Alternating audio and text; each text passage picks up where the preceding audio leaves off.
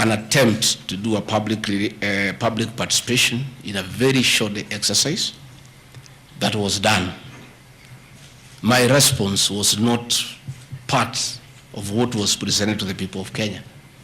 The people of Kenya were being asked to give their views as to whether the deputy president should be impeached from office, and the accusations were attached, but in a highly legalistic language beyond the comprehension of many Kenyans. But the response of the deputy president was not there to enable them make an informed decision by listening to the charges against him and listening to his response. Because the rules of natural justice demand that no man should be condemned unheard. My lawyers will be vigorously challenging that public participation as a nullity, and that does not meet the threshold of public participation as expounded by the Supreme Court of Kenya during the celebrated case of Governor Peter Wabora.